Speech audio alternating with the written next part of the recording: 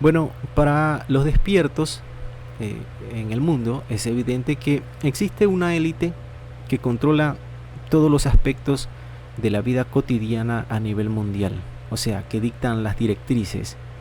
Sin embargo, estas disposiciones están obteniendo un giro mucho más severo, y esto lo vemos constantemente, o por lo menos las personas que podemos considerar despiertas se dan cuenta de esto.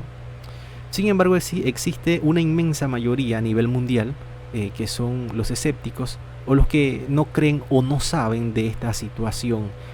Estas personas ni siquiera saben cómo estos poderosos, que podemos llamarlos de muchas formas, el Estado Profundo, los Illuminati, o como usted quiera llamarlo, eh, estos escépticos ni siquiera consideran esta posibilidad, y los que ni siquiera saben que existen, mucho menos. Pero los escépticos consideran de que esto no es más que una simple y vana teoría de la conspiración. Y bueno, son apoyados por los grandes medios de comunicación de masas, por las empresas de redes sociales, por todo este conglomerado internacional, que sin duda nos dictan cómo debemos pensar, qué debemos decir. Y bueno, es lo que sucede. Una de estas características, o de las cosas que dicen estos escépticos, es que ¿por qué perderían dinero si en realidad controlan todo? ¿Por qué perderían recursos cuando ocurrió lo del confinamiento, ¿no? En el 2020, con esa situación sanitaria a nivel global? ¿Por qué perderían tanto dinero si ellos controlan todo? Ese es uno de los argumentos, ¿no? Y es válido. Sin embargo, estas personas, desde mi punto de vista, no están viendo el panorama completo, porque lo que ellos quieren, estas élites, estos globalistas, estos poderosos que manejan los hilos, no es precisamente dinero. Lo que ellos buscan es el poder absoluto.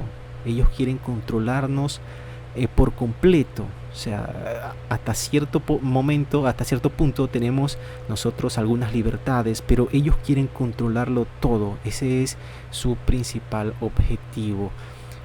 Bueno, hay un artículo que me parece muy interesante y que voy a compartir, que habla al respecto de este tema. Lo escribe el señor Ben Barte para el portal de Daily Bell, y nos habla cómo estas élites, a pesar de las crisis, ellos siguen controlando. Incluso las crisis son fomentadas por ellos para ejercer ese control que tanto les fascina sobre nosotros. Bueno, píldora roja: el poder absoluto, no el dinero, es la pasión del Estado corporativo.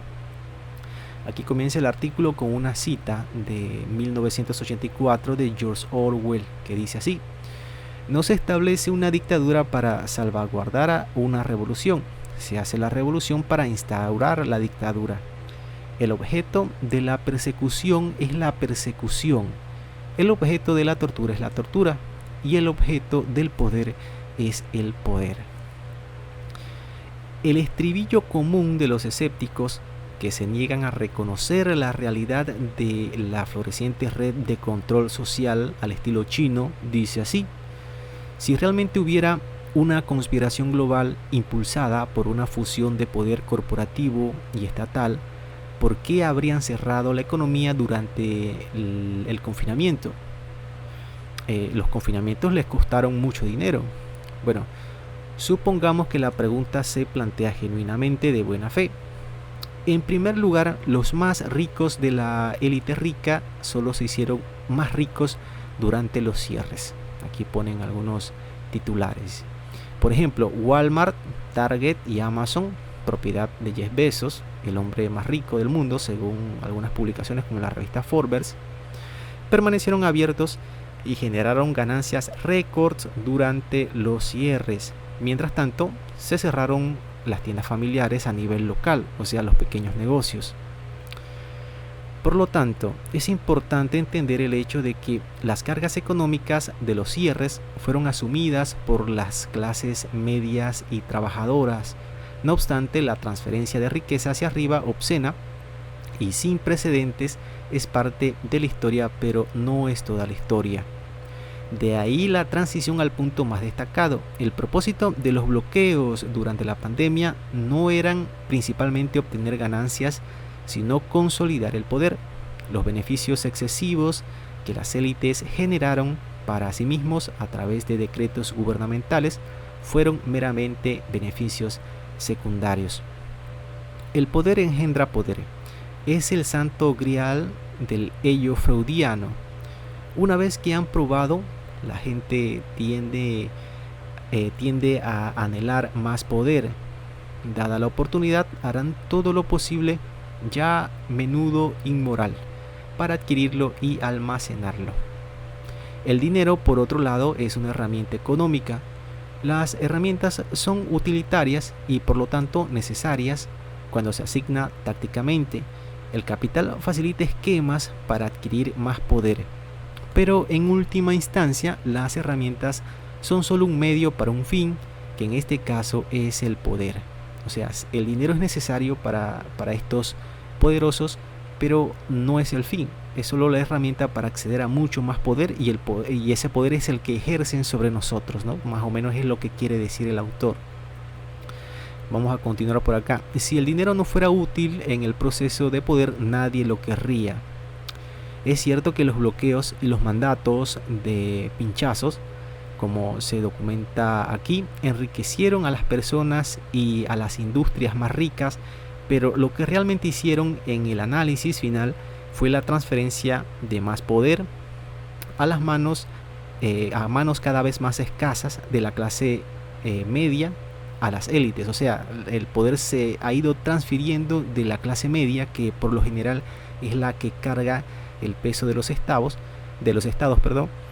se ha transferido ese poder a las élites que están presentes en todo el mundo, en todos los países, en todos los gobiernos. Los trabajadores pobres que apenas pueden sobrevivir viven sus vidas en modo de supervivencia, siempre preocupados por satisfacer sus necesidades materiales inmediatas, que son alimentos, vivienda, ropa y los deseos más bajos.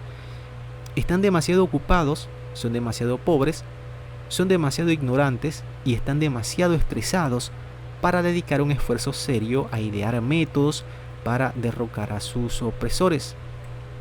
Ellos, la prole, esta es otra cita de 1984 de George Orwell, habían vuelto a un estilo de vida que les parecía natural, una especie de patrón ancestral. El trabajo físico pesado, el cuidado de las casas y los niños, las pequeñas riñas con los vecinos, el cine, el fútbol, la cerveza y sobre todo el juego llenaba el horizonte de sus mentes.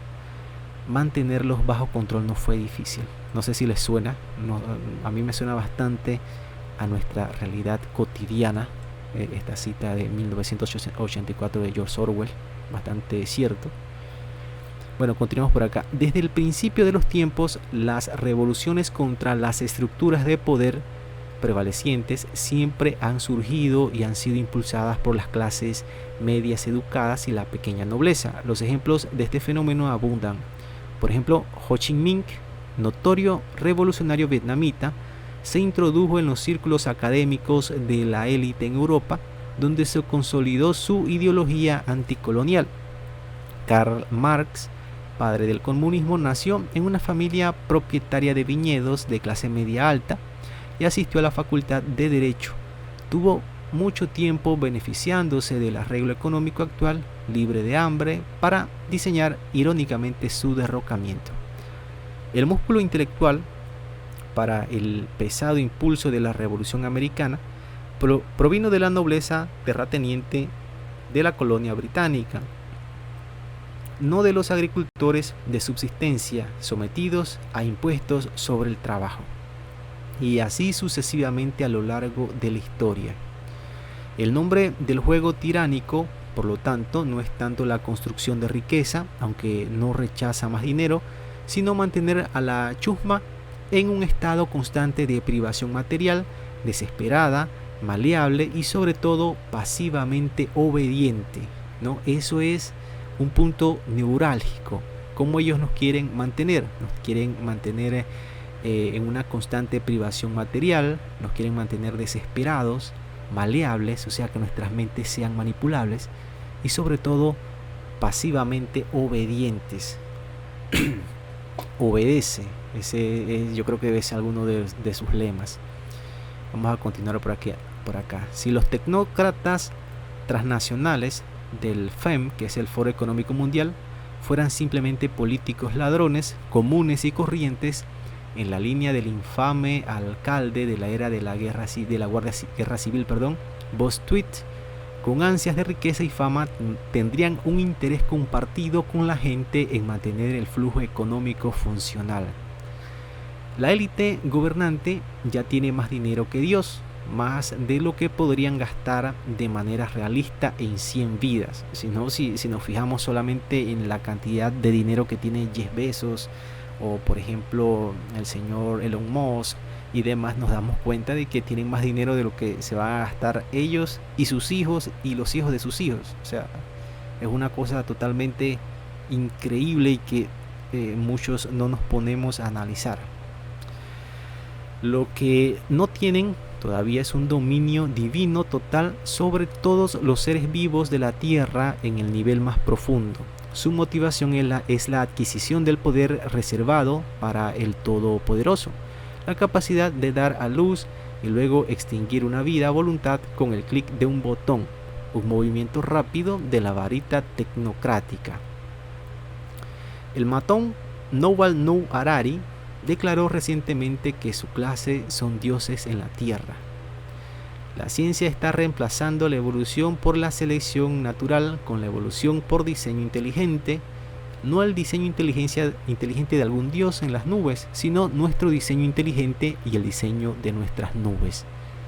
Esto lo dijo el señor Harari.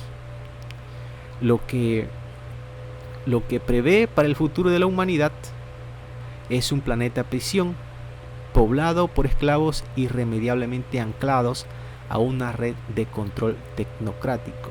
Esta frase me recuerda mucho al libro de Salvador Freixedo, La Granja Humana. La humanidad será un planeta prisión y poco a poco lo están consiguiendo, y nosotros de repente, la inmensa mayoría, cuando hablo de nosotros, no nos damos cuenta. Continuamos por aquí. El dinero por sí solo no puede proporcionar el poder que buscan. Lo más que pueden hacer es fomentar las capacidades tecnológicas materiales para financiar la toma de un monopolio total del poder terrenal. Todo el dinero del mundo no se traduce necesariamente en poder supremo. El Partido Comunista Chino entiende eso y los líderes occidentales lo admiran por eso. Aquí hay unos videos donde, por ejemplo, Trudeau habla hablando de la situación en China. Bueno, este es el artículo que quería compartirles, de cómo estas élites globalistas nos tienen controlados. El señor Barter escribió un artículo bastante interesante que nos da un vistazo de cómo estas personas tienen objetivos específicos a largo plazo que nosotros se nos complica entender, y que cada elemento de nuestra realidad es un hecho o es un trazo en ese dibujo que tienen planteado para nosotros en el horizonte, donde seremos esclavos en un planeta prisión, donde no tendremos nada, pero ellos al según nos harán felices, donde comeremos insectos, donde seremos esclavos de nuestros consumo en carbono, donde no podremos viajar, donde no podremos tener vehículos, y una serie de situaciones que se avecinan próximamente en los próximos años y que debemos estar pendientes. Así que ellos no quieren dinero, ellos lo que quieren es el poder absoluto. Es una reflexión que debemos tener en cuenta. Así que atentos todos, atentos a esta realidad que el mundo nos está dando y que debemos enfrentar.